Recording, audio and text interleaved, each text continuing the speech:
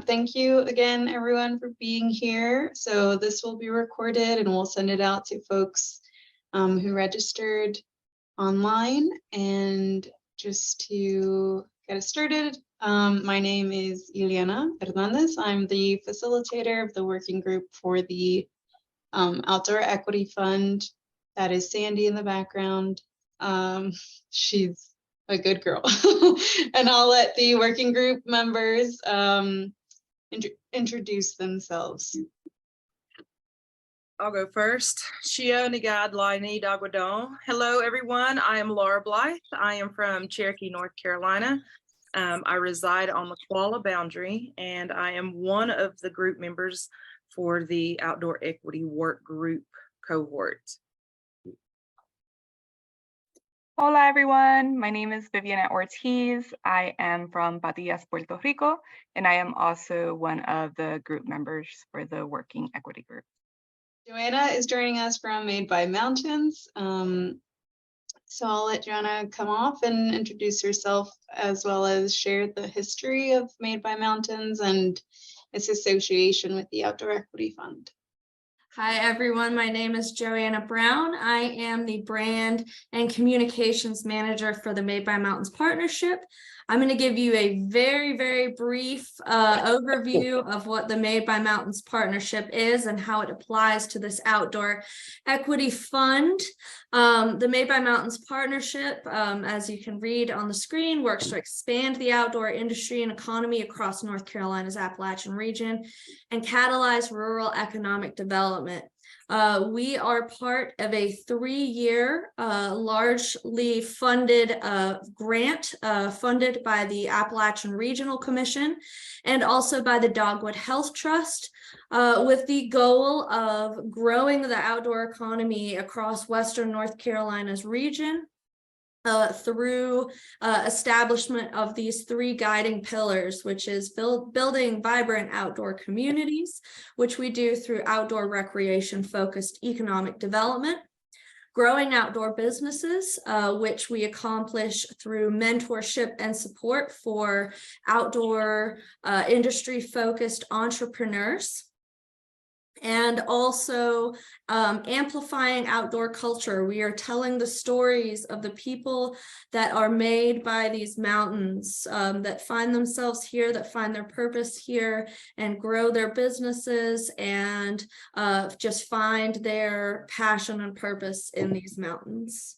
As far as the Outdoor Equity Fund goes, the Outdoor Equity Fund is baked into the goals of our grant to be a means to increase workforce and also just career opportunities to close some of the gaps that may get people to that next stage that allows them to be a part of the outdoor economy, to whether that is, training, whether that is just getting a entrepreneurial idea off the ground, whether that's a user group that wants to get more people in the outdoors but lacks maybe some of the training and equipment and capacity to do so. We have established the Outdoor Equity Fund to attempt to fund some of the stop gaps, to close those gaps and move some of your ideas and your dreams forward.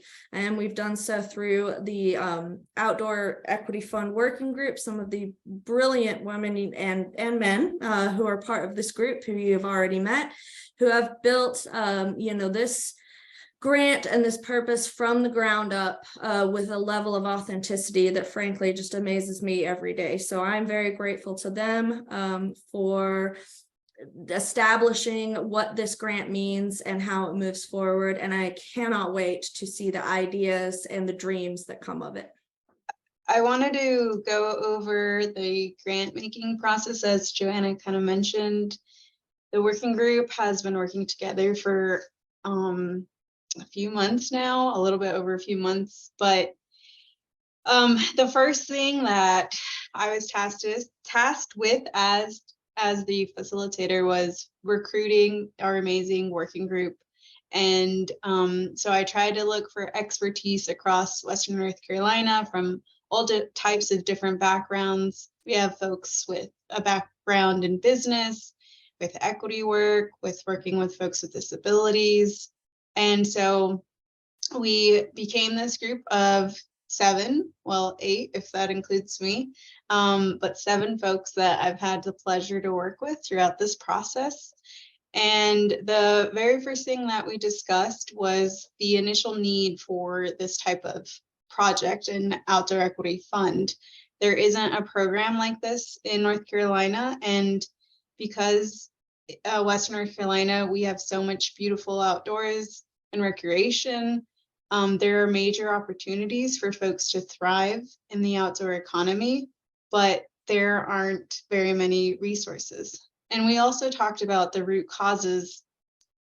We discussed our individual interests for being part of this project and recognized a lot of similar barriers to the outdoors, such as not seeing ourselves represented in outdoor excursions, or just the systemic and historical marginalization that a lot of groups have faced and continue to face. And then from there, we had a lot of meetings and collective brainstorming, a lot of deep conversations and wonderful ideas and learning moments as we tried to develop this initial fund cycle. And with this fund cycle, the one that is now live and taking applications, we referenced similar models, such as the ones out in Colorado and New Mexico, and had conversations with their leaders to learn their best practices and any insights they have gained from their experiences. We also try to incorporate talks we've had with stakeholders from the communities that we're trying to serve, and as well as use our own lived experiences. And the hope is that as folks apply, as we award this initial funding, that we will receive feedback and learn how to evolve the fund and evolve our collective impact for outdoor equity in Western North Carolina and beyond. So with that, Vivianette's going to take over to talk a little bit more about the eligibility for the fund. Yes. So who can apply? This equity fund will provide micro grants to nonprofits, for-profits, community groups, and sole proprietors. People and communities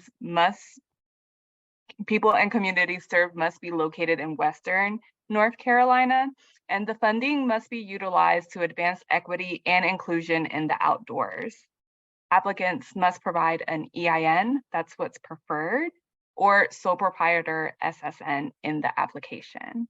What can be eligible? Examples of eligible applications of this equity fund include development of an outdoor business, directory, or outdoor recreation guide, equipment to supply a skill building class or series of professional trainings, start or grow an outdoor related business, either owned by and or serving underrepresented populations with the goal of increasing access to the outdoors.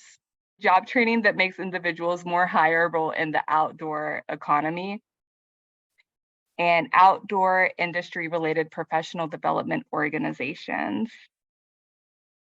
What is not eligible?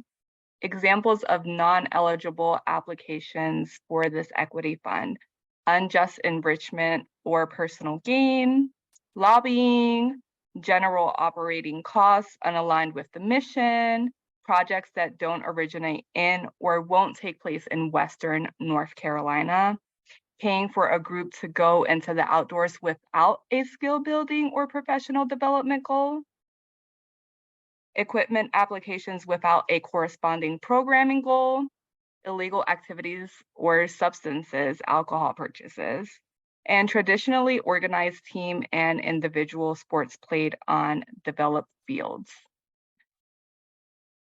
So the application can be found online.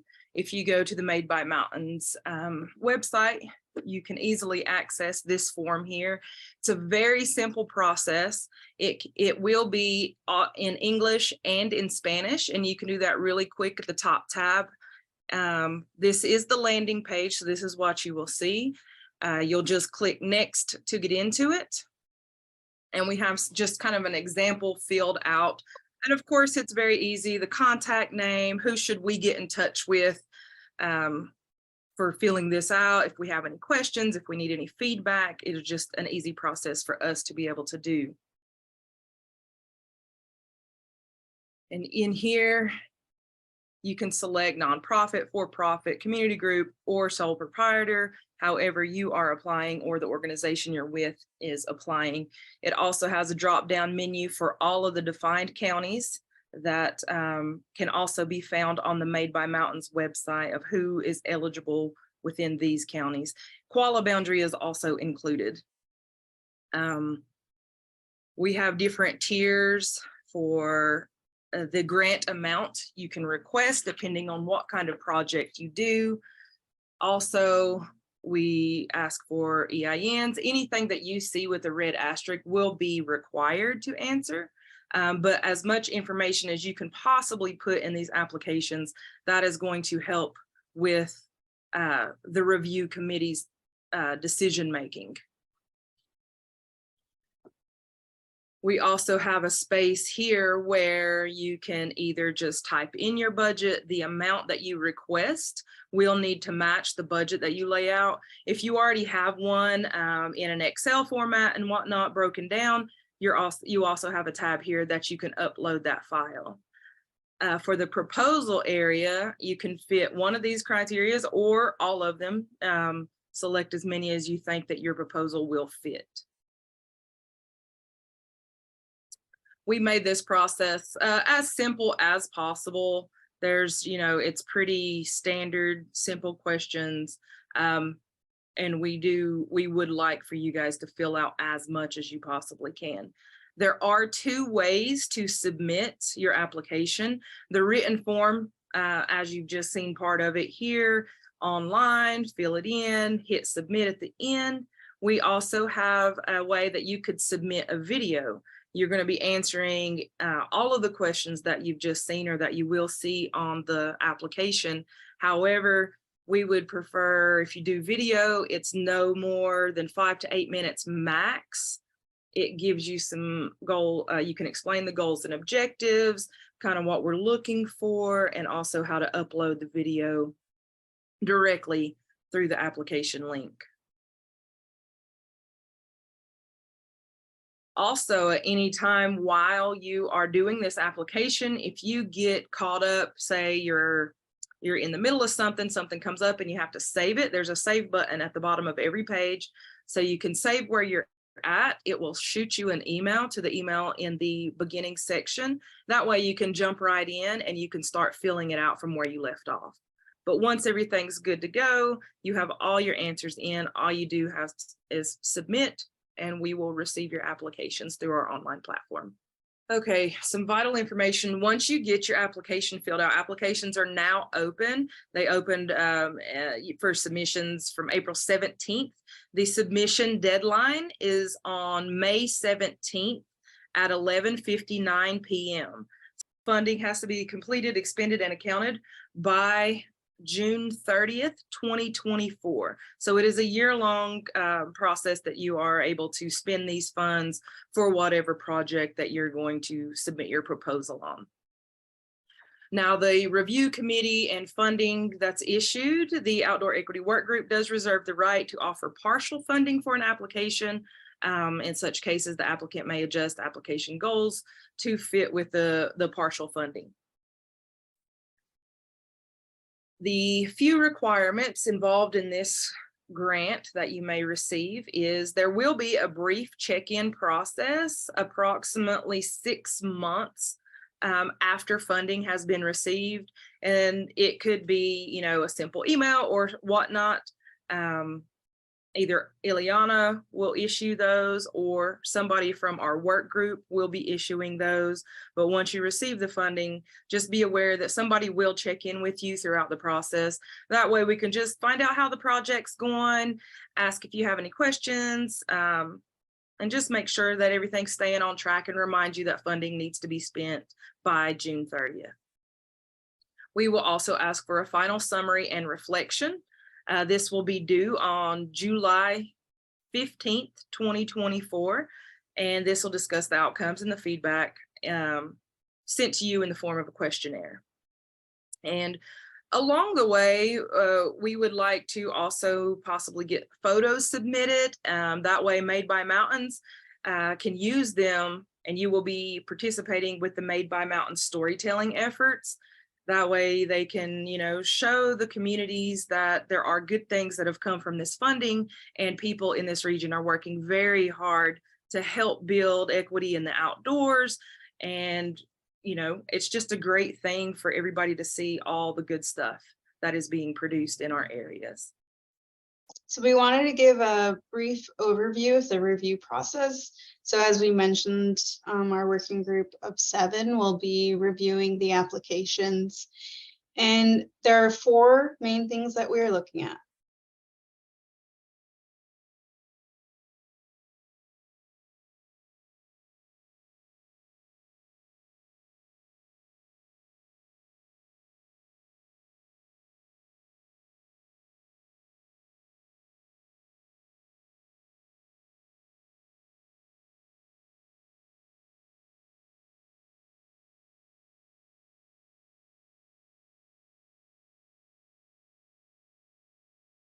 Once you go through the application process online, you will get a confirmation email from a job form, and it'll also come or include a survey link. It's like a 2-minute survey, and it's just asking you about your experience doing the actual application, and that's going to help us as we think about making further funding opportunities available in the future.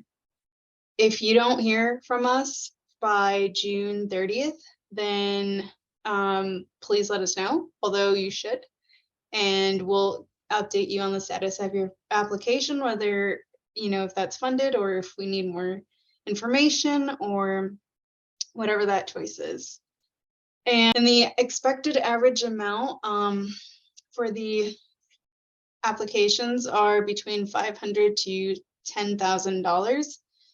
As Laura mentioned, there is potential for partial funding. So if someone asks for 10,000, but at the end of our review session, we look at the numbers and think that maybe out of the 10,000, 8,000 is the one that most aligns with this type of work, then we'll be in contact about that with you all. And can you go back and change an answer? So again, as Laura mentioned, you should be able to save your application, and you should be able to make updates to your application if it's like a yes or no question. But if it's a complete overhaul of an answer that was submitted, then that's not going to work. You'd have to submit a brand new application. And again, just be in touch with us and we'll try to figure that out.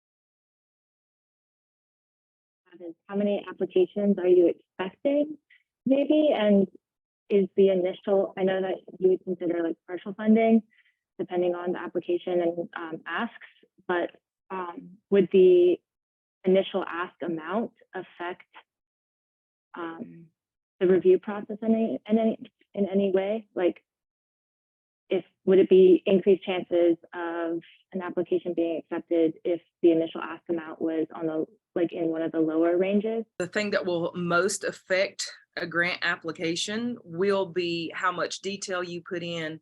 Does the ask match your goals, the mission, the scope of work that you plan on doing. Again, we all have different backgrounds in certain capacities, so we'll take those applications. The ask, I mean, we've given these amounts just because we want you to ask. You know, if you think that you need $7,000 for any kind of work that you're hoping to do, just make sure that your budget matches how that $7,000 is going to be spent. Is it feasible? You know, and of course, with the check-in process, the thing that we do want to fund, this is the whole mission and the goal of this group itself. However, just make sure you're very thorough and detail-oriented, come in to put all your info into the application itself. That'll be most important. Is the We do preferred want to fund. format for the attached budget Excel only? You should be able to like PDF or Word, whatever comes easiest to you. Cool. Yeah. And that was just something if an organization already has a budget line built and they know how to do it, and they've also written other grants, you can also just type it directly into the application. Okay.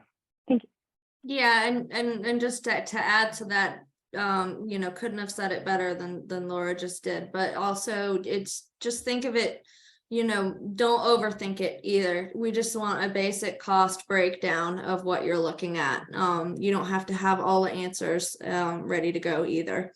Okay.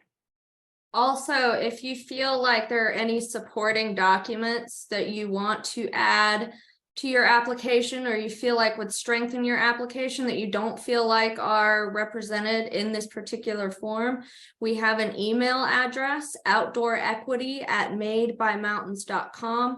I've put it up as a couple of answers to questions in the chat, but I will write it in there again. Please feel free to email us any of those supporting documents and just reference, you know, your name so we know what application to connect them to. But, you know, letters of support or any kind of other resources that you don't feel like are represented in the form, but you feel like are connected to your application, please feel free to email those to us as well. We have an existing project that recently started where we're trying to get more diverse audience and youth out in the outdoors. Would a project that's already underway but is struggling to gain a foothold be eligible for this, or is this strictly for new projects that start after the funding is awarded? It does not matter if you're already wherever you are in that line. We're considering all applications at all progress levels. What is the total amount of funding you are planning to award? Also, will there be another funding cycle in the following years? So this, from my understanding, getting to work with this is the first year that $125,000 has been made available to fund these micro grants, and the success from this year may allow potential other years for more funding to come out for other years. You know, this is very much a pilot.